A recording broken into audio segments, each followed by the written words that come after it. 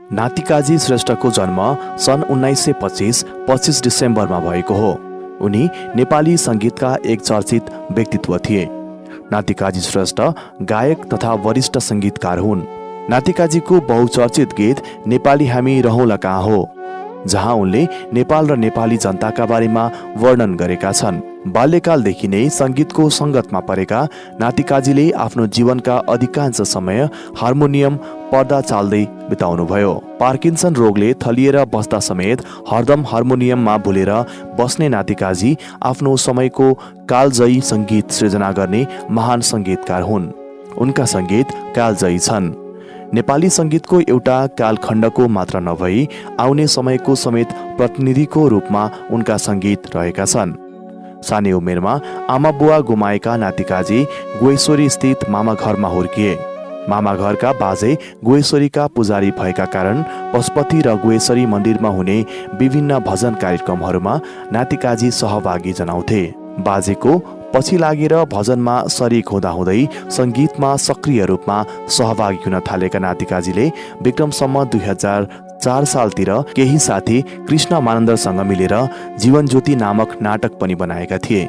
आफ्नो घर, साथीभाइ र भजन गृहमा गीत गाउँदा गाउँदै नातिकाजी विक्रम सम्वत 2007 सालमा रेडियो नेपालमा पुगे र त्यसको एक वर्षपछि विक्रम सम्वत 2008 वैशाख 15 गतेदेखि लागू हुने गरी रेडियोमै जागिरेको नियुक्ति पत्र पाए। उनले आफ्नै शब्द संगीत र स्वरमा जब प्रेम छुट्यो रोएर के गरौँ बोलको गीत पहिलो पटक रेडियो नेपालको प्रत्यक्ष प्रसारणमा गाएका थिए। त्यस्तै पुष्प नेपालीको शब्द र उनकै स्वर संगीतमा रहेको गीत पहाड बस्ती वनमा खिली हुर्केकी अकेली उनको स्वरमा रेकर्ड भएको पहिलो गीत हो। 2009 सालमा उक्त गीत भारतको कोलकातामा डिस्क रेकर्डका लागि राजा त्रिभुवन शाहले नातिकाजीलाई रु 600 दिएका थिए।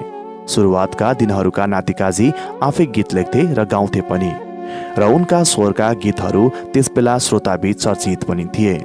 लगभग 200 जति गीतहरू आफ्नो स्वरमा रेकर्ड गराएका नातिकाजी विक्रम सम्वत 2016-17 सालपछि गाउन छाडेर संगीत सृजना गर्नपट्टि मात्रै लागे। रेडियो नेपालको स्थापना हुँदा नेपाली गीतहरू त परे जाओस्, बजाउनलाई नेपाली धुन पनि थिएन।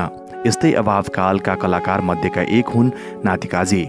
रेडियो नेपालमा प्रवेश गरेपछि नेपाली संगीतको क्षेत्रलाई फराकिलो बनाउन ठूलो भूमिका खेलेका नातिकाजी रेडियो नेपालको सांगीतिक क्षेत्रको विकासका पृष्ठधार मध्येका एक हुन्। नातिकाजीले रेडियो नेपालमा प्रवेश गरेका बेला नेपाली गीतको अभावमा हिन्दी गीतलाई नै हुबहु नक्कल गरेर त्यसमा नेपाली शब्दहरू राखी गाउने गरिन्थ्यो। त्यसैले सुरुका दिनहरूमा नातिकाजी पनि हिन्दी गीत गजलहरूबाट केही प्रभावित देखिन्छन्। यसको उदाहरणको रूपमा नीरव रातमा आँसु खसाली र जीवनको सहारा त्यो आशा नविदा गर्न जस्ता त्यसबेलाका केही गीतहरू लिन सकिन्छ। सांगीतिक यात्राको क्रममा नातिकाजीले नेपाली लोकलय, नेवारी लोकलय र शास्त्रीय संगीतलाई आधार बनाएर संगीत सृजना गर्न थाले र नेपाली मौलिकपन भएका गीतहरू रचना गर्न उनी सक्षम भए। यसरी बिस्तारै उनको संगीत बाहिरीय प्रभावबाट फरक हुँदै आयो। संगीत सृजना गर्दा शब्दको भाव अनुसार संगीत सृजना गर्न रुचाउने नातिकाजी गीत रेकर्ड गर्दा शब्दको उच्चारण गलत नहोस् भनेर निकै होसियारी अपनाउँथे। उनको होसियारी गायिका तारादेवीको गीत रेकर्ड अझ विशेष रूपमा देखिन्थ्यो। नेपालको चर्चित संगीतकार, आकर्षक जिउडाल र लोभलाग्दो मुस्कान सहितको हेराई यस्ता गुणहरूले भरिपूर्ण नातिकाजीलाई आफ्नो बनाउन त्यसबेलाका युवतीहरू निकै मरिमेट्थे। तर उनले पारिवारिक सहमतिमा विक्रम सम्वत 2017 सालमा वीर अस्पतालमा नर्सको रूपमा कार्यरत सरस्वती राज भण्डारीसँग लगनगाँठो कसे। 3 छोरीहरू संगीता, कविता र सविताका पिता बने। दुवै जागिरे भएका कारण उनीहरूले घरमा निकै कम समय दिए पनि छोरीलाई उचित माया र शिक्षा दिन चुकेनन्। अब भने उनको औपचारिक शिक्षालाई कार्यक्रममा जोडौं। पशुपति पाठशालाबाट औपचारिक रूपमा एसएलसी सम्मको शिक्षा लिएका नातिकाजी विवाह गरेका 1 वर्षपछि पढाइलाई पनि अगाडि बढाउने विचारले त्रिचन्द्र कलेजमा आइएममा भर्ना भएका थिए। तर पारिवारिक जिम्मेवारी र संगीतको व्यस्तताका कारण 1 वर्षपछि उनले कलेजको पढाइलाई विश्राम दिए। संगीतको शिक्षा बढाउनपट्टि लागे। यसै क्रममा उनले सन् 1973 प्रयाग संगीत समिति इलाहाबादबाट शास्त्रीय संगीतमा बी म्युज गरे। पहेँलो रङको कपडा अलि बढी मन पराउने नातिकाजीलाई साथीभाइ भेला पारेर मिठो मिठो खाना पिउन र रमाइला गफ गर्न रुचि लाग्थ्यो। विक्रमसम्म 2020 सालदेखि 2040 सालसम्मको समयलाई नेपाली सङ्गीतका लागि स्वर्णिम युग मानिन्छ। यसै स्वर्णिम युगका महत्त्वपूर्ण धरोहर हुन् नातिकाजी। यसै अवधिमा उनका उत्कृष्ट रचनाहरू निस्किएका छन्। धर्मराज थापा उस्ताद साइलाहरूको लोकलहरी, मित्रसेन थापाको लाउरी लोकशैली र मास्टर रत्नदास प्रकाशको तत्कालीन हिन्दुस्तानी शैलीको सङ्गीतमा हिँडिरहेको नेपाली सङ्गीतलाई परिमार्जन गरेर आज सबै नेपालीले गर्व गर्न लागेको आधुनिक सङ्गीत भनेर चिनिने शैलीको सङ्गीतको निर्माण गर्नमा नातिकाजीको ठुलो हात रहेको छ। नातिकाजीको सङ्गीतमा थुप्रै नेपाली गायक गायिकाहरूले आफ्नो स्वर दिएर चर्चित बन्ने सौभाग्य पाएका छन्। प्रेमध्वज प्रधान, तारादेवी, योगेश वैद्य, रुबी जोशी, फतेमान, उदित नारायण झादेखि रामकृष्ण ढकाल, यम बरालसम्मका लागि सङ्गीत तयार गरेका छन्। कुनै पनि गीतको सङ्गीत तयार पार्नु पहिले नातिकाजी शब्दलाई ध्यान दिएर दोहोऱ्याइ तेह्राइ पढ्थे अनि अलिअलि धुन फेर्न साथ सुसेल्न थाल्थे र त्यसपछि एउटा चुरोट सल्काएर लामो श्वासले धुवा फाल्दै हार्मोनियममा उक्त धुनलाई गाउन थाल्थे। यसरी उनी गीतको सङ्गीत तयार पार्थे। नातिकाजीको सङ्गीत राजदरबारका लागि पनि निकै प्रिय थियो। त्यतिखेरका राजपरिवारका सदस्यहरू उनी भनेपछि झुम्मिन्थे। राजपरिवारका सदस्यहरूका शब्दमा समेत सङ्गीत भरेका नातिकाजीको सङ्गीतको ट्युनिङ चाँदनी शाहको शब्दमा गजबसँग मिलेको छ। उनले सङ्गीत गरेका चाँदनी शाहका सबै गीतहरू श्रोतामाझ लोकप्रिय बने। रेडियो नेपालमा राजा वीरेन्द्रको हुकुम प्रमाङ्गीबाट शाखा अधिकृत हुँदै उपसचिव स्तरीय सङ्गीतकारसम्म भएका र विक्रमसम्म 2046 सालदेखि उमेरका कारण रेडियोको जागिरबाट अवकाश पाएका नातिकाजीले यस अवधिमा थुप्रै गीतहरूमा सङ्गीत दिए।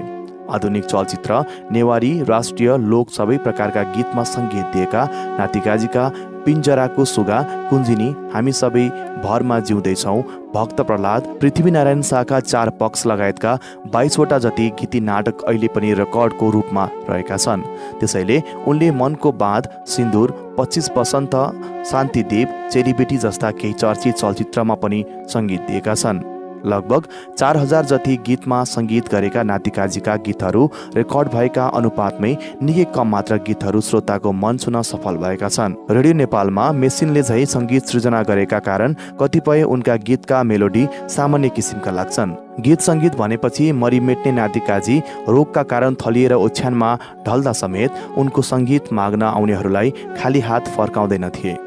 यिनका सङ्गीतमा पाइने दुखात्मक, सुखात्मक र राष्ट्र निर्माणमा जुर्मुराउने उत्साहपूर्ण लयले गर्दा उनी अमर छन्। वास्तवमा उनको त्यो कलात्मक व्यक्तित्वले पनि उनी नेपाली सङ्गीतका ज्योति भए।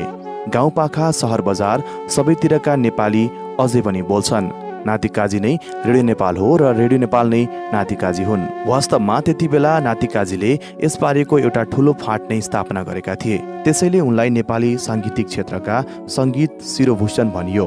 कर्मको गुण, परिमाण र योगदानको मर्मलाई समेट्नका लागि यो उपमा पनि थोरै हुन्छ भने उनी नेपाली सङ्गीतका शङ्कराचार्य हुन्। नातिकाजीका त्यस बेलादेखिका सङ्गीतका सम्पूर्ण सङ्ग्रहहरू हेर्ने हो भने यिनका 2000 भन्दा बढी साङ्गीतिक धुनहरू रेडियो नेपालमा रहेका छन्।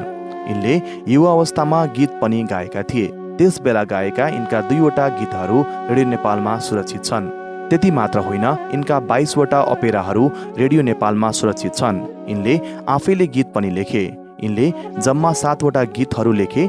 मान्छेले गीत सुन्ने इच्छा मात्रै गर्छ भने पनि यिनको स्वर, सङ्गीत र रचनालाई मन नपराउने मान्छे नै हुँदैनन्, किनभने यिनी गाउँदा, लेख्दा र सङ्गीत भर्दा नेपाली मुटुको ढुकढुकीबाट प्रस्तुत गर्ने गर्थे। नातिकाजीले सङ्गीतकै सिलसिलामा नेपालका विभिन्न भूभाग डुले। नेपालीहरूका घर आँगन गएर गीत गाउने, सङ्गीत पोख्ने र रचना गर्ने नातिकाजी सरल जीवन र उच्च विचारका कुबेर थिए। उनको सरलताको अझै धेरैले तारिफ गरे। उनको व्यवहारको थुप्रैले पाठ सिके र उनको महानताको कदर गर्ने मान्छे पनि त्यति नै भेटिए। उनले पाएका पुरस्कार र सम्मानको कुरा गर्नुपर्दा विभिन्न विभूषणबाट विभूषित नातिकाजीले जीवनभरि सङ्गीतमा समर्पित भए बापत गोर्खा दक्षिण बाहु प्रथम, इन्द्र राज्य लक्ष्मी प्रज्ञा पुरस्कार, छिन्नलता पुरस्कार, भोपाल सङ्गीत पुरस्कार र नई सुर सम्मान प्राप्त गरे। यिनले नेपालका विभिन्न साङ्गीतिक, साहित्यिक र सामाजिक सङ्घ संस्थाहरूबाट पनि पुरस्कार, सम्मान र अभिनन्दन पाए। साथै उनको जीवनकालमा नैद्वारा सम्पादित सङ्गीत शिरोभूषण नातिकाजी र विमल भौकाजीद्वारा सम्पादित यशवी सङ्गीत तपस्वी नातिकाजी पुस्तक प्रकाशनमा आएको छ। नातिकाजी श्रेष्ठले सन् 2003 2 नोभेम्बरबाट आफ्नो भौतिक आँखा चिम्ले।